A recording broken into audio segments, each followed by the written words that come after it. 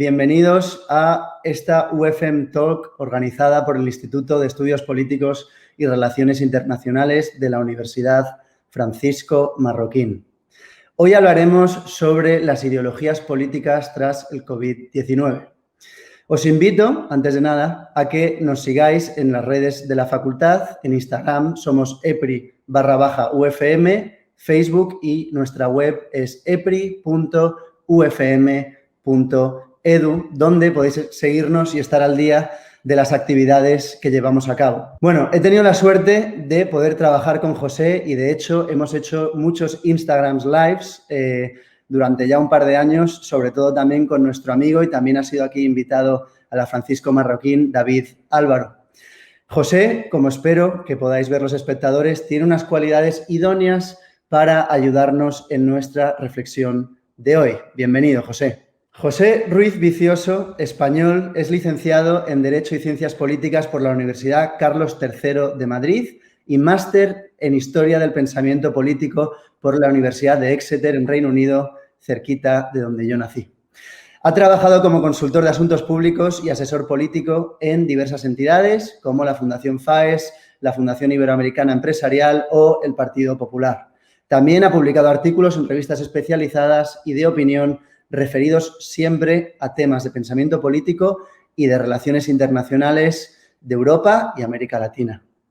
La idea de la conversación de hoy es que tengamos un coloquio distendido con José en el que pretendemos analizar si la crisis del COVID-19 ha replanteado los consensos sociales sobre las ideologías tradicionales, otorgando un carácter ya casi incuestionable al intervencionismo estatal. Y la gran pregunta que eso sigue, ¿no? ¿Ha ganado el intervencionismo? En este contexto, trataremos de destacar la importancia de mantener los principios del liberalismo como fundamentos del orden político, de los derechos y de las libertades individuales. Por último, y antes de que comencemos, quería recordar a vosotros, a ustedes, a la audiencia, que por favor nos hagáis llegar vuestras preguntas por el chat. Habrá una parte al final de la conversación que estará dedicada a contestar a todas estas preguntas. No sé si nos dará tiempo a contestar a todas, pero lo intentaremos lo mejor que podamos. Así que, por favor, animaros. Veréis que somos dos personas muy cercanas. Va a ser un diálogo distendido y ese es un poco el clima que queremos para la conversación de hoy. Por tanto, nos espera una conversación muy interesante y ya, sin más dilación, José, tienes la palabra. Bienvenido. Muchísimas gracias, Will. Es un placer estar contigo esta tarde en Guatemala, esta noche en España. Es un placer estar en la Universidad Francisco Marroquín, en el Instituto de Estudios Políticos y Relaciones Internacionales de la universidad y con todos los alumnos de América y con todos aquellos que nos están viendo desde España. Que, como bien has dicho, somos amigos de hace tiempo, hemos tenido la oportunidad de trabajar juntos, colaborar y estoy seguro de que va a ser una conversación muy interesante en la que vamos a poder reflexionar sobre un tema que tiene todo el interés. Muy bien, pues sin más dilación, podemos entrar ya en materia, si quieres. Me parece muy bien. Bueno, pues, ¿por qué crees, no? ¿O por qué hablando contigo, ¿no? Antes de la conversación, ¿por qué crees que se está replanteando? O sea, ¿crees que realmente ha ganado? Bueno, quizá la pregunta con la que acabaremos será si ha ganado o no ha ganado el intervencionismo, ¿no? Pero quería que quizá nos contaras un poco unas premisas que a lo mejor quieres compartir sobre la conversación o si no, por favor, vía libre. Muy bien. Bueno, yo creo que lo primero que tenemos que señalar es el porqué de este tema, ¿no? Se está hablando mucho del COVID-19 desde que la pandemia estalló primero en China y luego fue llegando al resto de los continentes, especialmente a Europa y después a América. Pues ha habido un montón de charlas, ha habido un montón de reacciones, ha habido un montón de replanteamientos de todo tipo y en todos los ámbitos, pero que por lo que yo he visto y he podido vivir, se han centrado especialmente en tres ámbitos. Evidentemente, el primero, el sanitario, ¿no? Porque esto es una crisis que es ante todo sanitaria. En segundo, en un análisis económico, ¿no? Cuáles eran las repercusiones que iba a tener esta crisis en las economías y en el crecimiento, pues, de los distintos países, de los distintos continentes. Y en tercer lugar, geopolítico. Entonces, a mí me parecía que se quedaba un poco cojo el análisis si no atendemos también a qué consecuencias puede traer esto en el sistema de las ideas y en los consensos públicos que existen en las democracias, ¿no? Y por eso te propuse, cuando me planteaste la opción de hablar con los alumnos de la Universidad Marroquín, pues que nos refiriéramos evidentemente al tema del COVID, porque es la crisis más grave que vive el mundo en el último siglo, o por lo menos desde el fin de la Segunda Guerra Mundial, y que hiciéramos ese análisis de qué estaba pasando en el mundo de las ideas, porque es un tema al que quizás se está atendiendo menos, pero en el que también va a haber repercusiones y de hecho ya los estamos viendo. Entonces aquí lo primero que habría que decir es que no podemos hablar todavía de las ideologías políticas en la era post-COVID porque todavía no vivimos en la era post-COVID. En algunos países el virus está llegando ahora a su pico, en otros, como es el caso de España, estamos viviendo una segunda oleada con rebrotes. Entonces, lo que podemos hacer es apuntar tendencias, señalar algunos fenómenos, pero en ningún caso dar nada por concluido de lo que va a ser el mundo de las ideas cuando todo esto pase, que esperemos que sea pronto. Aunque resulte casi un tópico decirlo, pero bueno, en fin, es el sentimiento compartido de la humanidad. Y luego también hay que señalar, y es una idea importante, que esta conferencia no va a ser neutral, es decir, tiene una parte que es de análisis, pero de ese análisis vamos a sacar unas conclusiones y las conclusiones son, y las adelanto ya, que es muy importante que, dada la situación que estamos viviendo, se preserven algunos bienes políticos propios del liberalismo, como son la idea del Estado de Derecho, la limitación del poder, el pluralismo político y en general el limitar que se pueda establecer una concentración del poder que no tenga controles. Ok, entonces quizá para empezar, ¿no? Como cuestión inicial, y entiendo que por todo lo que tenemos que tratar en la conversación no podemos entrar con demasiada profundidad en ello, pero creo que tiene la suficiente relevancia como para que te lance la pregunta, ¿no? Que es, ¿qué entendemos a grandes rasgos por ideologías políticas? Sí, evidentemente tenemos que empezar por aquí porque, claro, estamos hablando de cómo van a quedar las ideologías políticas después del COVID, pero primero tenemos que saber qué entendemos por ideologías políticas, porque este es uno de los conceptos más complicados para la ciencia política, para la teoría política. Es un concepto bastante elusivo, hay muchas definiciones y hay definiciones que pertenecen a las propias ideologías, es decir, no es lo mismo lo que significa ideología política para el liberalismo que para el marxismo.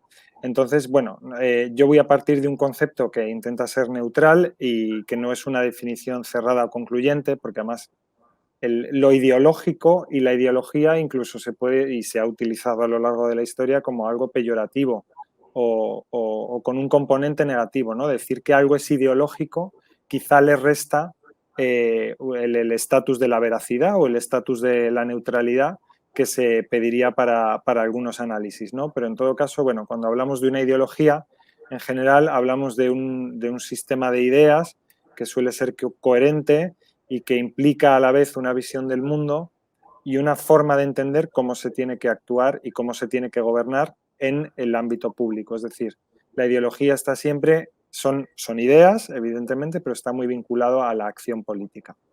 En cambio, si habláramos de lo que significa ideología para el marxismo y para cierta izquierda marxista y postmarxista que ha venido después, como es el caso de Gramsci, por ejemplo, pues bueno, la ideología sería un instrumento de dominación de la clase dirigente. O sea, el sistema de ideas que la clase dirigente, o en el caso de la izquierda postmarxista, que la élite utiliza para perpetuar el sistema de dominación, ¿no?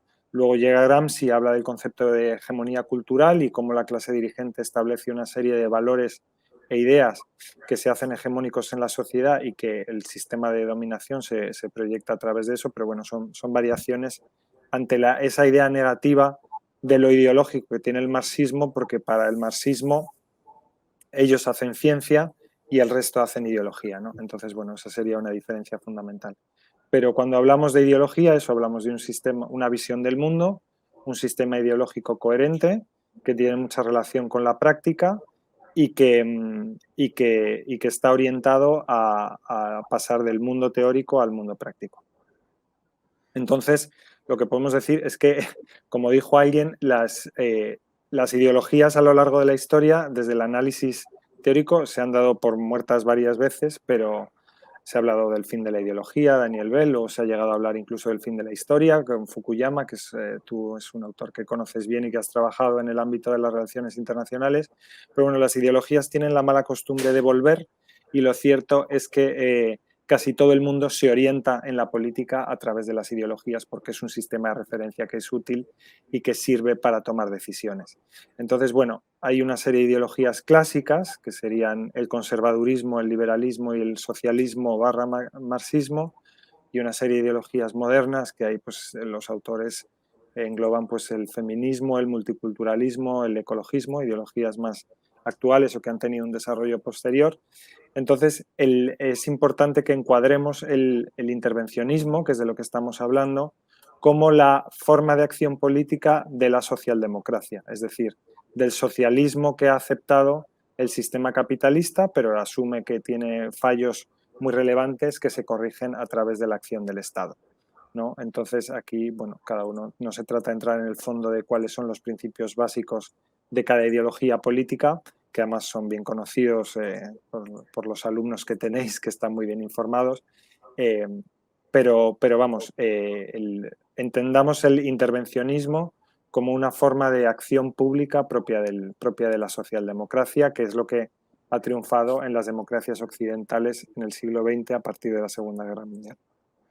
Ok, o sea, que ya entendía que esta parte de la conversación quizás se nos iba a ser un poco más elevada, pero no quiero que los que están viendo se piensen que estamos olvidando del COVID, ¿no? Entonces, yo creo que con esa introducción que has hecho, sin duda las modernas me sonaban todas a marxistas, la verdad, pero bueno, esto es un comentario.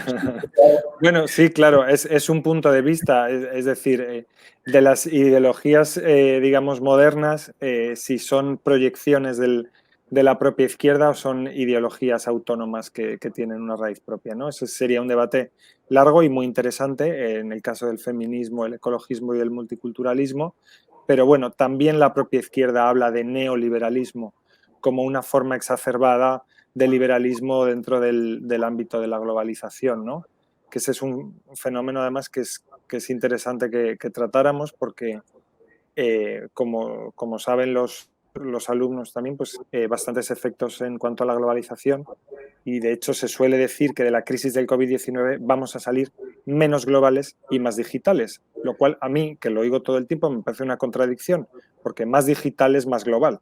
Entonces, si se es más digital, se es más global, pero se refiere más a una especie como de retraimiento otra vez hacia el Estado y hacia el nacionalismo, que como sabes bien gana siempre, más que otra cosa. Pero bueno, es una frase que se dice ahora mucho, pero que encierra una cierta contradicción. Sí, y bueno, teniendo en cuenta lo que estabas diciendo al principio, ¿consideras que la pandemia ha creado un contexto favorable al intervencionismo? Yo tengo la sensación que sí, pero quería saber qué opinas tú y por qué lo opinas, Sí, ¿no? efectivamente. Yo creo que si preguntáramos a los alumnos de asuntos globales, ciencia política, comercio y relaciones internacionales que tenéis allí, yo creo que prácticamente todo el mundo respondería que sí. Lo importante es hacer bien el análisis de por qué está pasando esto, saber el por qué y en el caso de que se considere negativo políticamente, pues buscar las soluciones, ¿no? O ver si ese fenómeno va a ser beneficioso para el individuo, va a ser beneficioso para la sociedad, y entonces plantear alternativas o plantear soluciones. Evidentemente, esta crisis está generando una mayor actividad no solo de los estados o de las administraciones públicas estatales, sino de todos los niveles de la administración, ¿no? Pensando en el caso de España, que es un país muy descentralizado, también las comunidades autónomas, que serían las entidades regionales, o en el caso de los estados federales, los estados federados, también están interviniendo más, porque se ha exigido una acción pública que ponga coto a la extensión de la pandemia. Entonces, yo creo que se ha generado este mayor intervencionismo en dos planos. Un primer plano, que serían las medidas excepcionales que se han tomado para hacer frente a la pandemia y a sus efectos pues, económicos, sociales y de todo tipo, que en el caso de Europa muchas veces se han llevado a través de mecanismos constitucionales excepcionales de concentración de poder, es decir, es una forma evidente, reconocida y declarada de aumentar la acción del Estado y el poder de los gobernantes. Y luego, incluso en los climas de opinión, yo creo que se ha generado en algunos países un clima más favorable, es decir, vamos a esperar más de los políticos, vamos a esperar más de los gobiernos, en el sentido de que estén mejor preparados para afrontar cierto tipo de crisis. Es decir, yo creo que se va a ir generando un consenso en torno a la idea de que los gobiernos tienen que actuar y de que las fronteras de las administraciones públicas tienen que extenderse. En ese sentido, la respuesta es fácil, es que sí, pero hay que atender a los diferentes planos en la que ésta se está produciendo, ¿no? O sea, por un lado, en el plano de la acción pública y por otro, en el plano teórico, de que incluso hay un consenso social de que los gobiernos tienen que tener más posibilidades de actuar cuando se presentan este tipo de crisis.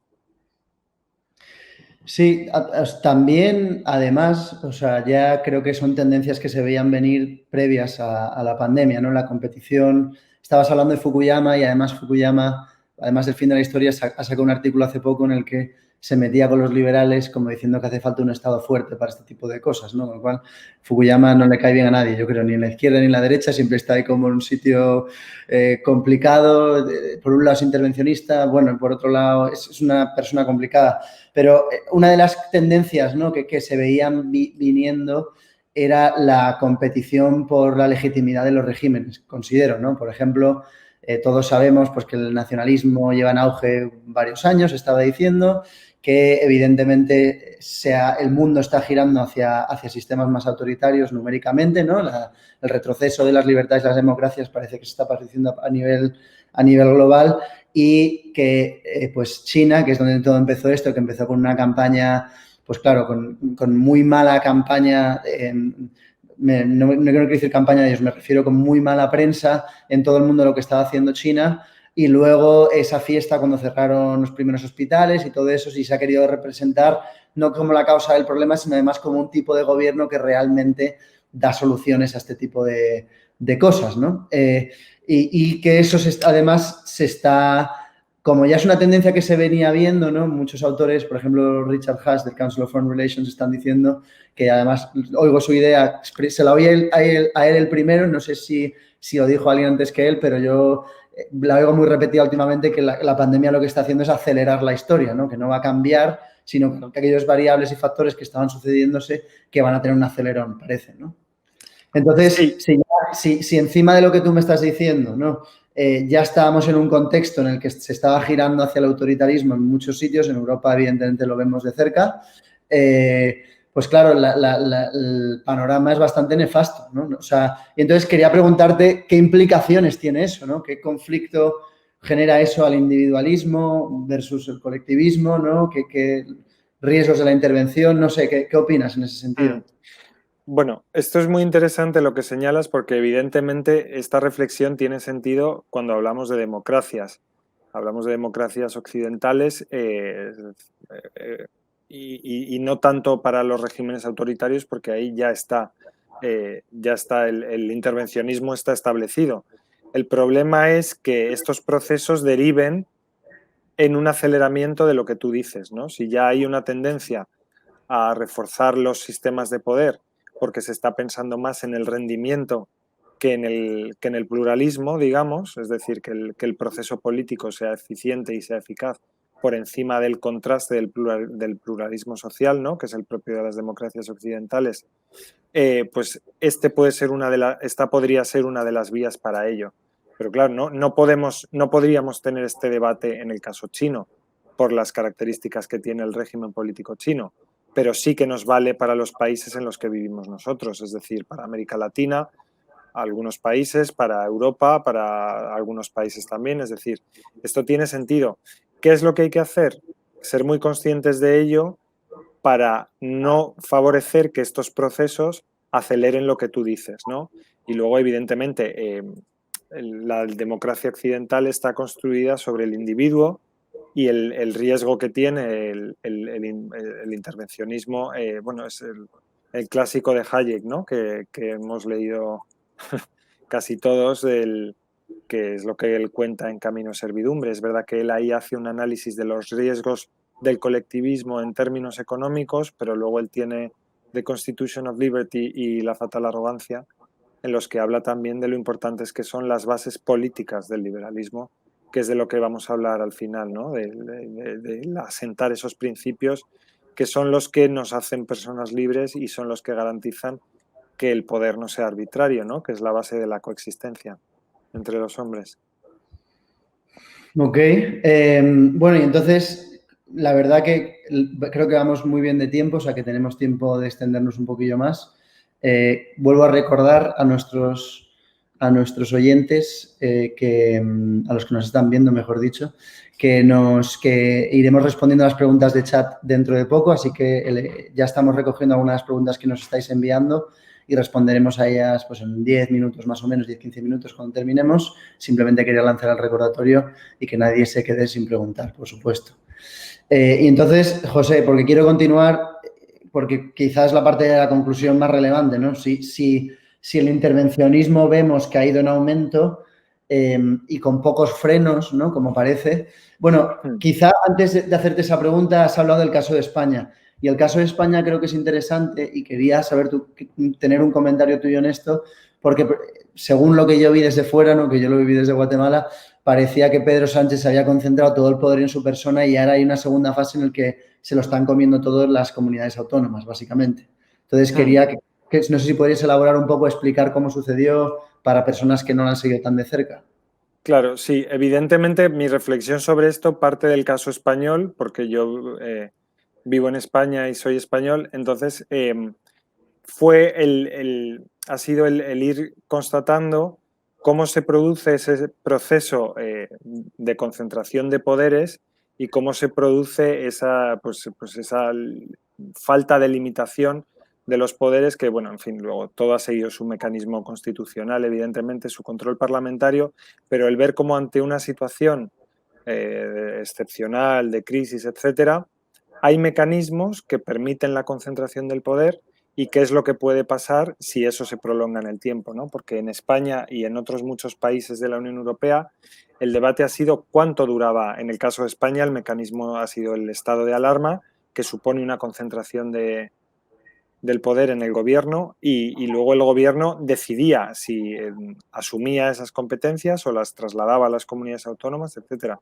Pero en el ámbito sanitario, por ejemplo, aunque luego no ha sido nada eficiente y a los resultados nos remitimos, había un mando único sanitario, lo que pasa que, bueno, eso luego ha tenido sus complicaciones, pero todo el poder estaba concentrado en el gobierno de la nación y claro, ante esa situación, ¿en qué situación, valga la redundancia, queda el ciudadano, ¿no? Cuando estás a expensas de una situación que te sobrepasa y que alguien tiene que actuar, pero a la vez tus derechos tienen que ser preservados, ¿no? Entonces, lo que sí se ha podido ver es que los mecanismos excepcionales de concentración del poder, que suelen estar recogidos en la Constitución, aunque cada país ha seguido su propio procedimiento, están limitados en el tiempo y tienen que ser aprobadas normalmente, o ya sea a través de una ley o de una votación, por las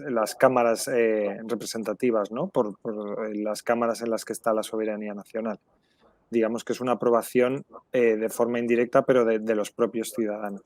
Entonces, esto nos puede remitir a el origen de esto, digamos, que es la dictadura romana, ¿no? Que era el origen de la dictadura, aunque luego es un término que se ha utilizado para regímenes de tipo autoritario, con un solo gobernante, etcétera, era una institución muy concreta en la política romana en la que durante un periodo muy limitado de tiempo se concentraba el poder en una persona para que tomara las medidas excepcionales que pudieran sacar en este caso a Roma de esa situación de crisis, ¿no? Entonces, bueno, eso por un lado ha generado toda una reflexión sobre las implicaciones que tiene la concentración del poder y las posibilidades de control. Y luego también se plantea una cuestión muy interesante en lo que has dicho, en el tema de la política multinivel, ¿no? De la descentralización y de la distribución de competencias. El caso español ha sido muy interesante también porque si bien en la primera oleada, que ha sido la más grave del virus, el gobierno concentró todo el poder. Ahora, en cambio, en esta segunda oleada que estamos viviendo de rebrotes, en la que España además tiene unas cifras muy malas, muy negativas también, en cambio, el gobierno parece que se ha desentendido y que le ha trasladado toda la responsabilidad a las comunidades autónomas. Entonces, ahora el ciudadano tiene una sensación muy extraña de haber pasado de todo a nada. Es decir, antes el gobierno concentraba todo el poder, decretó el estado de alarma, decretó el confinamiento, con todas las implicaciones que eso tiene para la movilidad, para el derecho de reunión, etcétera, etcétera. Y en cambio, ahora hay una sensación como de que el gobierno se ha desentendido porque ha trasladado esa responsabilidad a las comunidades autónomas. Uno vive en una región, tiene unas normas, se va a otra, tiene otras normas distintas, otros horarios. Entonces, bueno, ahí, por un lado, la concentración del poder y, por otro, la falta de coordinación, las consecuencias que puede tener en la vida cotidiana de las personas, ¿no? Claro, sí, sí. Y entonces, o sea, ahí yo viendo la prensa, no me quiero parar mucho más en el caso de España, ¿eh? Pero Hmm. viendo, ¿te parece que la jugada o la idea del gobierno es realmente trasladar la responsabilidad a las comunidades autónomas porque cada una conoce su realidad más de cerca, ¿no? O sea, o es más por evitar un posible coste político que pueda tener una mala gestión? Bueno, seguramente hay razones de los dos tipos. Es verdad que el gobierno se comprometió a la hora de gestionar lo que llamaron la desescalada, ¿no? Que era como la progresiva disminución de las medidas de confinamiento que hubo en la cogobernanza con las comunidades autónomas. ¿Por qué? Porque en el caso español necesitaban los votos de los partidos nacionalistas y regionalistas que le exigían que esas competencias estuvieran en las comunidades autónomas. Es, de, es decir, que hay, por un lado, hay razones de tipo de necesidad política, digamos, de este gobierno que además está en minoría y que es una coalición, que ni siquiera los dos partidos que forman el gobierno tienen la mayoría absoluta. Y luego, por otro, es un gobierno que actúa de una forma muy estratégica y siempre en función de táctica política, es decir, que él siempre va a hacer lo que crea que tiene un menor coste político. El problema es que, claro, el ciudadano al final tiene una sensación de confusión porque si antes era todo y ahora es nada, no se entiende. Es decir, el gobierno no puede estar y de repente desaparecer. Ahí hay algo que falla, ¿no? En la percepción de la gente. Pero sí que eso se asienta sobre ese consenso del que hemos hablado antes, más allá de las medidas jurídicas y políticas de concentración del poder, de espero de mi gobierno que actúe, espero de mi gobierno que intervenga, espero de mi gobierno que tome las medidas en todas las esferas que sean necesarias para, para solucionar la crisis. Ok, muy bien. Gracias, José. Último recordatorio que voy a hacer a las preguntas, ya nos han ido llegando algunas de ellas. Ok. Pilar Jiménez, mira, justo está comentando la carrera de Comercio y Relaciones Internacionales, te pregunta si el post-COVID-19 los cambios a nivel de ideología serán más matices o serán cambios más profundos. Bueno, pues eso está por ver. Como decía al principio, no podemos señalar todavía nada concluyente porque estamos todavía viviendo el proceso. Es decir, y tampoco nadie tiene la varita mágica ni la bola de cristal, ¿no? Pero, o sea, yo lo que sí que creo es que se van a acentuar dos procesos, ¿no? Y esto es lo que está. Tú has señalado antes que la crisis aceleraba procesos y eso evidentemente está siendo así, ha acelerado el proceso digital. eh, y luego también como que incide en las brechas sociales y entonces todo aquello que esté destinado a cubrir esas brechas o solucionar esas brechas, pues también van a ser, digamos, políticas públicas prioritarias. Entonces se puede esperar que ese mayor intervencionismo venga por ahí. Lo que sí que parece claro es que se van a poner dos prioridades, que es todo el tema de la agenda verde, la transición ecológica, como vía de reenfocar las estructuras productivas y de los países para salir de la crisis, y todo el tema de la digitalización, porque lo que se ha visto en esta crisis en los países que podían permitirse, lo que no son todos, evidentemente, porque no todos los países tienen las mismas infraestructuras digitales, ni la misma accesibilidad, ni el mismo grado de conectividad, pero el tema digital va a ser otra de las grandes vías de salidas, porque esta crisis en Europa la ha soportado la digitalización, es decir, la educación ha sido online, el trabajo ha sido teletrabajo, la compra muchas veces ha sido a través de Internet, las plataformas que todos conocemos de compra, distribución, etcétera, han funcionado y han permitido que la gente tuviera los objetos que necesitaba, de todo tipo además. Es decir, el soporte de esta crisis ha sido el soporte digital. Y de hecho se mencionaba, creo el dato creo que es de Telefónica, que en 3 meses se ha avanzado digitalmente lo que se esperaba hacer en varios años, ¿no? De hecho, todavía hay mucha gente que en España teletrabaja o ha estado teletrabajando y como eso, pues la propia vida social ha transcurrido también online. Es decir, yo lo pensaba mucho durante el confinamiento y incluso lo he podido comentar en los Instagram que hicimos durante el confinamiento, ¿no? Como una de las fórmulas de seguir conectados con la gente. ¿Qué hubiera sido del confinamiento sin redes sociales? Es decir, ahí las carencias afectivas y sociales que se hubieran dado hubieran sido mucho más graves. Y eso que lo que más ha echado en falta a la gente ha sido eso, ha sido el contacto físico de los familiares, de los amigos, de las personas con las que no te podías ver, con las que no te podías tomar algo, etcétera. Y eso que teníamos las redes sociales, eso que teníamos Internet, y imaginaos cómo hubiera sido esto sin todo eso, ¿no? En un mundo predigital hubiera sido mucho más duro y hubiese tenido consecuencias psicológicas mucho más profundas. Sí, por supuesto, redes sociales y teléfono y todas estas cosas que se han podido hacer que al final todo el mundo se puede ver y creo que el impacto emocional es mucho más bajo, evidentemente. Yo siempre que veo esas películas antiguas que mandaban una carta y para cuando llegaba la carta a lo mejor la persona que había escrito ya estaba muerta, o sea, era otra manera de vivir. Otro También, mundo. otro mundo, sí, sí. Otro mundo, otro mundo. Y ya con la costumbre que tenemos, el no haberlo tenido hubiera sido durísimo. Totalmente. Sí, Hubiera sí. sido durísimo. O sea, que luego ves que es verdad que hay enfoques muy críticos, ¿no? Con las redes, pero yo creo que han demostrado su utilidad. También, o sea, tienen su parte buena, quiero decir.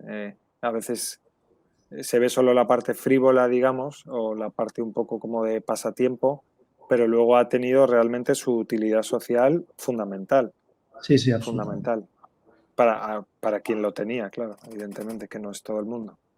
Entonces Absolutamente. hay que incidir ahí, hay que incidir en las infraestructuras digitales, hay que incidir en salvar las brechas, porque ahí sí que, sobre todo, ahora estoy pensando en los países de América Latina, la brecha digital es grande, hay mucho contraste entre zonas urbanas y zonas rurales, entre capas de la población ricas y capas de la población pobres, en fin, ahí hay mucho que hacer.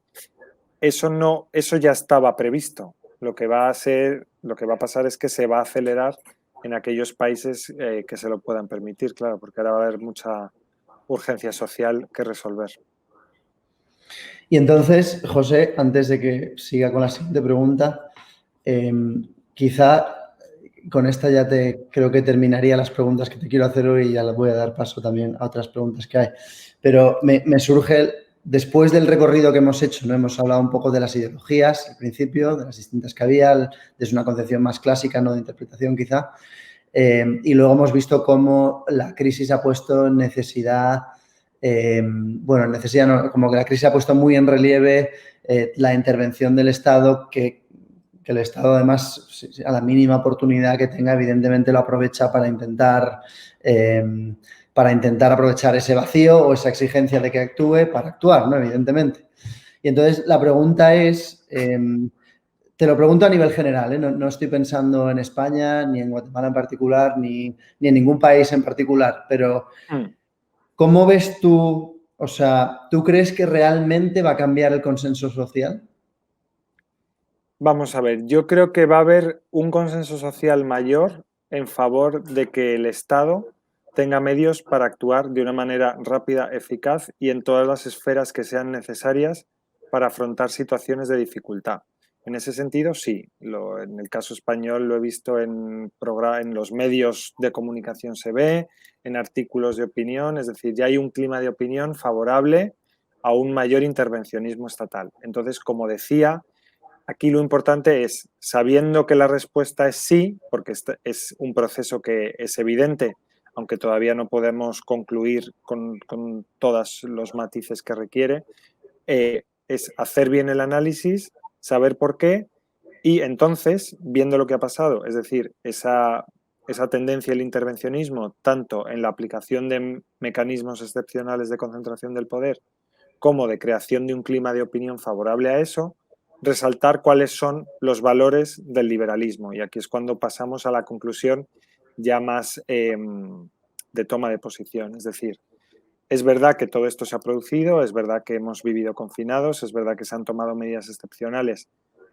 para frenar una crisis sanitaria gravísima, además que está afectando a todos los continentes y no todos los continentes ni todos los países tienen sistemas de salud que puedan hacer frente a esto. Ninguno podría hacerlo en realidad con lo que se estaba produciendo, pero también hay grados, ¿no? Entonces, aquí lo que me parecería importante es eso, destacar que el valor del liberalismo y los principios del liberalismo son los que hacen posible, uno, que esa concentración del poder sea un mecanismo excepcional y limitado en el tiempo, y dos, que se preserven nuestros derechos y libertades por encima de todo hasta en situaciones excepcionales, ¿no? Es decir, la idea del Estado de Derecho, la separación de poderes, la idea del control del poder, que es básica, es decir, a más poderes, más controles, porque si tú atribuyes más poder a alguien, también te reservas la capacidad de controlarle puesto que tiene más atribuciones, ¿no? Entonces, esa idea de control del poder, mantener el pluralismo social, fiscalizar la acción de los gobernantes, no puede separarse de un proceso que implique un mayor intervencionismo. Esa era la idea central de la conferencia y la conclusión es que si hay mayor intervencionismo, tienen que ser más sólidos los principios del liberalismo, ¿no? El Estado de Derecho y la fiscalización. Tiene todo el sentido. Y desde luego que en teoría, ojalá sea así, claro, que no. La realidad, por desgracia, seguro que va a ser más complicada, ¿no? Pero hay países que conseguirán hacerlo de una manera y Sí. otros que les va a costar más que lo extraordinario no se convierta en ordinario.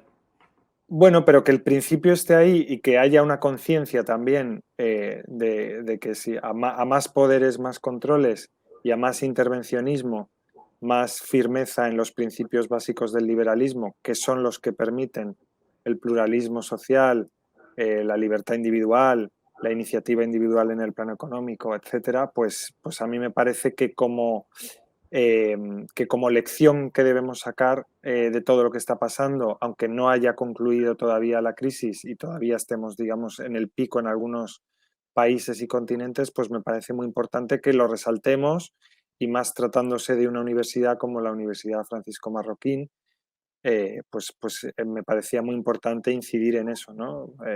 Hay un proceso de mayor intervencionismo, pues eso tiene que conllevar una mayor conciencia de lo importante que son los principios liberales, que son los que han hecho los regímenes políticos donde mejor se vive.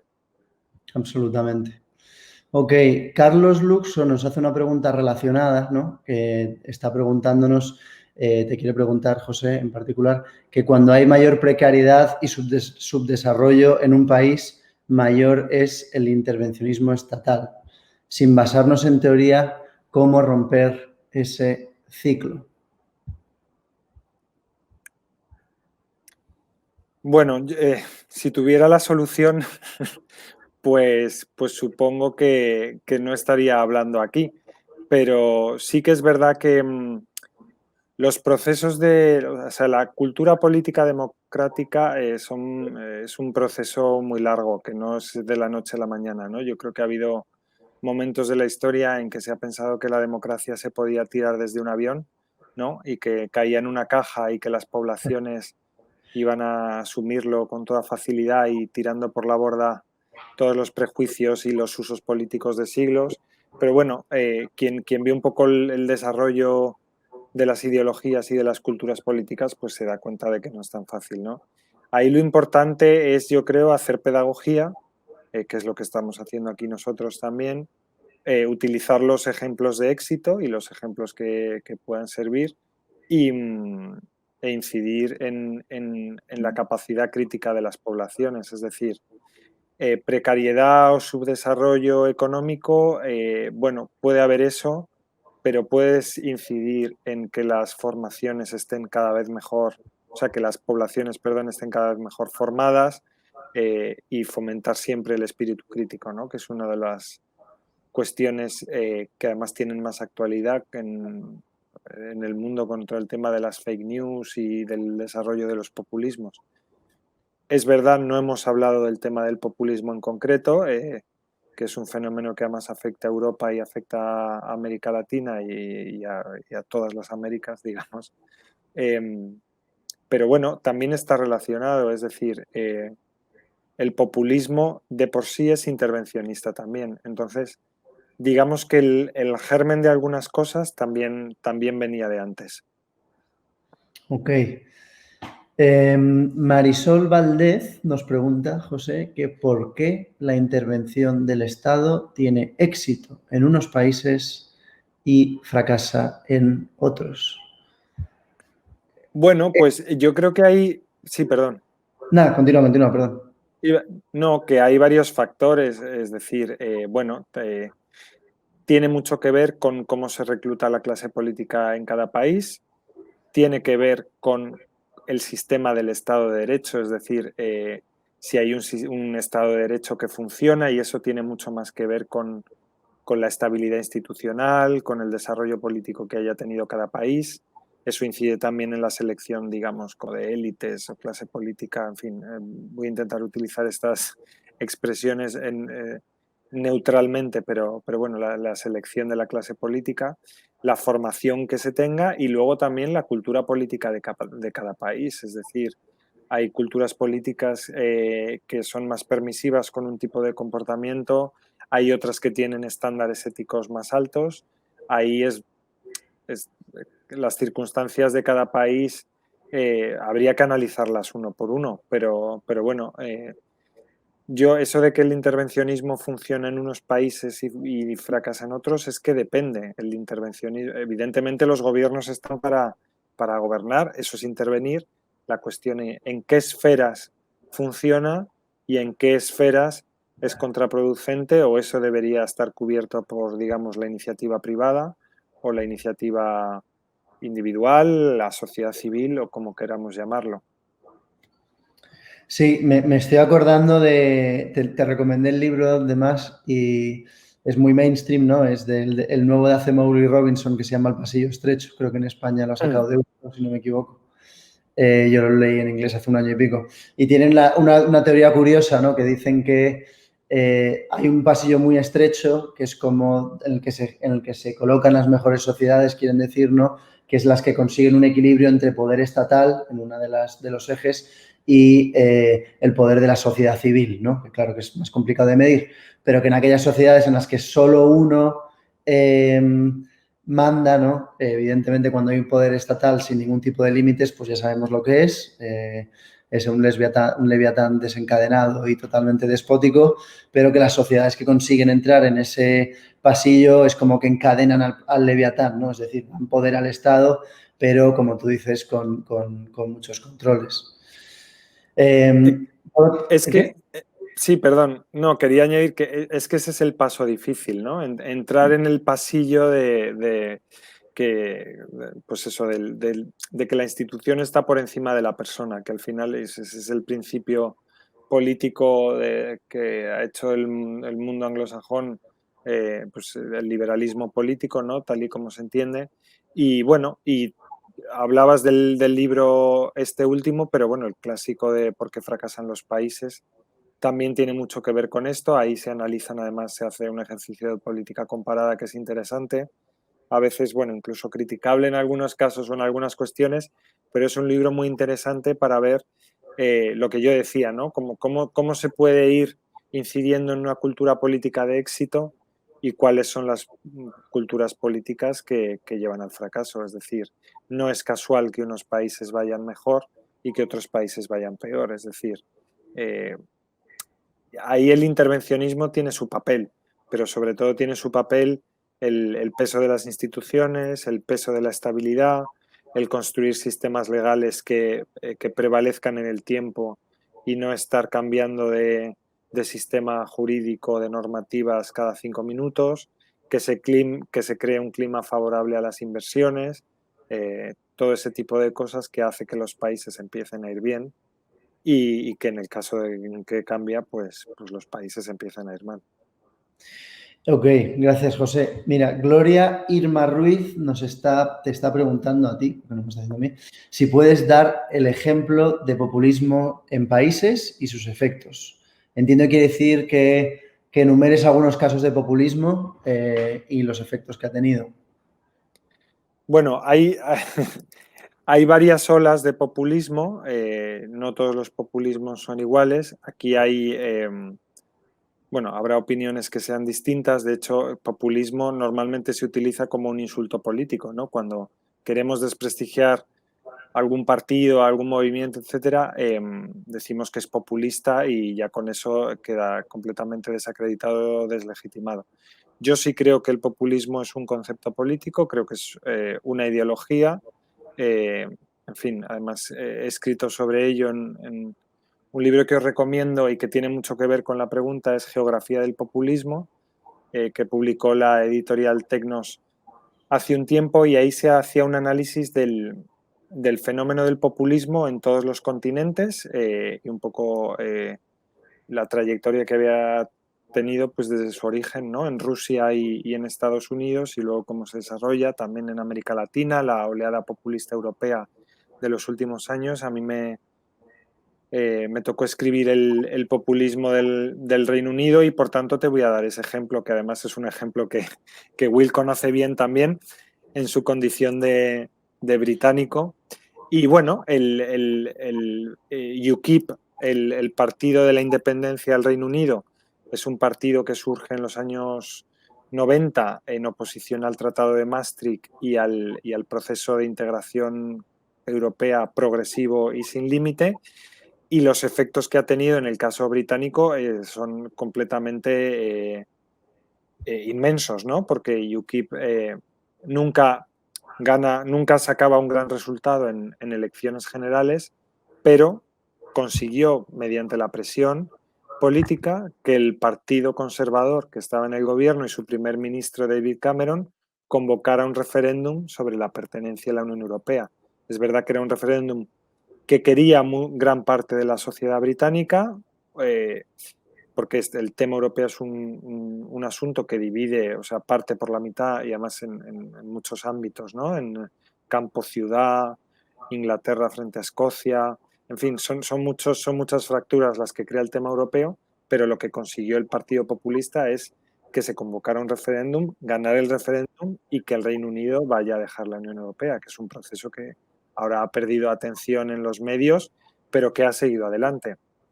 Pongo el caso del populismo británico como un populismo conservador, un populismo de derechas, un populismo conservador clásico, y luego te puedo poner también el caso español del populismo de izquierdas de Podemos y todo el revulsivo que ha creado en la sociedad española. Es verdad que fue un fenómeno que creció muy rápido y muy pronto en un momento de crisis económica y social, que luego fue una crisis política y una crisis del sistema de partidos, pero el efecto que ha tenido es que están en el gobierno, es verdad que con menos escaños y con muchos menos votos de los que llegó a tener, y ahora evidentemente, en fin, muchas de las cosas que están pasando en España, muy recientes, y tampoco quiero entrar en polémicas, pues tiene que ver con las posiciones de Podemos y de las presiones que han ejercido al respecto, que a mí me parece además muy, muy negativo.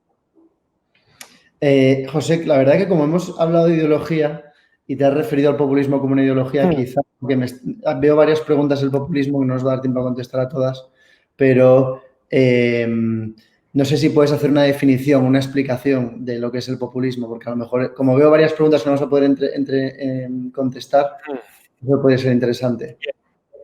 Bueno, vamos a ver. Más que ideología, yo creo que el populismo es un fenómeno político que tiene una ideología. O sea, yo creo que gira en torno a varios conceptos que son pocos, pero que siempre están ahí. Uno es el antagonismo social entre una clase dirigente minoritaria que se aprovecha, que saca los recursos del pueblo, etcétera, y el pueblo, que es una entidad unitaria, homogénea, virtuosa, moralmente pura, que se ve sometido a los excesos de la clase dirigente, ya sea casta, ya sea élite o el concepto que el populismo local utilice, ¿no? Entonces, ese antagonismo social es un principio básico del populismo. El otro es el líder carismático, es decir, los populismos no aparecen como partidos tradicionales de tipo parlamentario que conocíamos, sino que aparecen como movimientos sociales normalmente en origen en torno a un líder carismático, que además es un líder que tiene que ser visto como un outsider, es decir, tú no puedes entrar a criticar a la clase política si eres visto como parte de la clase política, aunque lo seas. Es decir, la percepción pública tiene que ser de que tú eres un outsider o de que estás fuera o de que vas a hacer las cosas de una manera distinta, ¿no? Porque si hablamos de Nigel Farage, por ejemplo, que es el líder, el que ha sido líder de UKIP, el que ha conseguido llevar a UKIP digamos, a su momento de gran éxito y a ganar el referéndum, él lleva en la política muchísimos años, pero no era percibido como un político de Westminster, digamos, de los partidos tradicionales que habían estudiado en una public school, que luego habían ido a Oxford o Cambridge y que luego habían entrado de asesores parlamentarios y que ahí luego habían sido diputados por alguna circunscripción, ¿no? Entonces, esos dos ideas centrales, el antagonismo élite-pueblo y el liderazgo carismático son los elementos centrales del fenómeno populista. Ok. Me está recordando que hoy en Grandes Libros en clase hemos tenido un debate muy divertido con los alumnos porque estábamos discutiendo el texto de Prometeo encadenado de Esquilo, que tiene pues 2.500 años más o menos el texto. Y una de las primeras lecciones que se lleva Prometeo, ¿no? Cuando lo encadenan y demás, es que él ayuda a la revuelta contra los dioses de segunda generación y entonces Zeus, gracias a su ayuda, consigue hacerse con el Olimpo, ¿no? Y una de las lecciones que pone el texto que se lleva, ¿no? Es que lo nuevo no siempre es mejor, ¿no? Que es un continuo y que es maravilloso porque es ese momento esperanzador del cambio, de tal, que es ese liderazgo carismático, ¿no? Que genera mucho ese movimiento romántico y casi ciego de seguir al líder, ¿no? Como si fuese el flautista de Melín. Es curioso que en una de las obras de teatro más antiguas que conservamos ya haya una crítica muy fuerte a eso, ¿no? Sí, bueno, esto hemos hablado mucho de ello, ¿no? Del principio sabes que a mí yo soy más liberal que conservador, pero teóricamente la ideología que más me interesa como materia de estudio es el conservadurismo, ¿no? Y ese principio de es muy fácil destruir es muy fácil, construir es muy difícil. Y luego lo más antiguo tiene más posibilidades de perdurar porque ha demostrado una capacidad de adaptación y de supervivencia que lo nuevo no tiene. Lo nuevo puede subir muy rápido, pero entonces seguramente baje muy rápido. Lo que echa raíces es lo que permanece y si está ahí es por algo.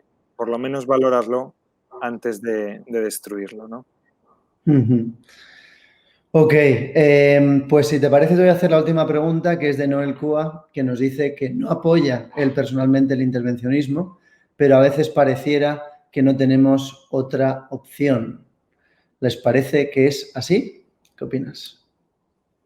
Bueno, es que depende a qué nos refiramos. Es verdad que el término intervencionismo, y tampoco hemos entrado a fondo con ello, puede ser, es vago, es decir, habría que concretar, porque normalmente cuando hablamos de intervencionismo nos referimos al plano económico, ¿no? Que es donde más ha estado el el debate teórico a favor del intervencionismo económico, lo que eso supone para la eficiencia, para la libertad individual, etcétera.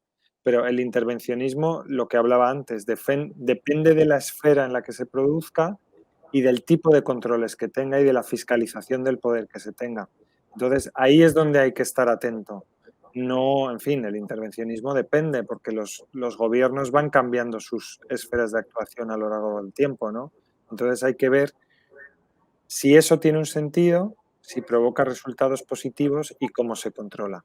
Y en este ámbito que hemos visto de extensión de la acción del Estado por una crisis puntual pero muy grave que estamos viviendo, va a generar esos consensos sociales tan favorables a una mayor intervención, cómo se controla eso y cómo se asientan los principios que nos permiten ser libres.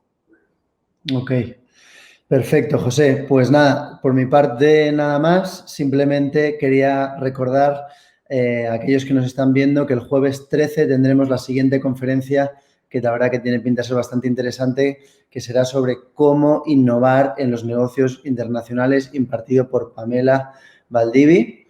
Y José, quería darte muchísimas gracias, la verdad, por estar aquí esta noche con nosotros y por haber compartido estas reflexiones que a mí personalmente las he disfrutado y me han parecido muy interesantes. Muchas gracias, José. Gracias, Will, gracias a la universidad. Ok, pues nada más. Por otro lado, recordar también a los oyentes que, bueno, en primer lugar, daros gracias a todos los oyentes por acompañarnos esta tarde-noche.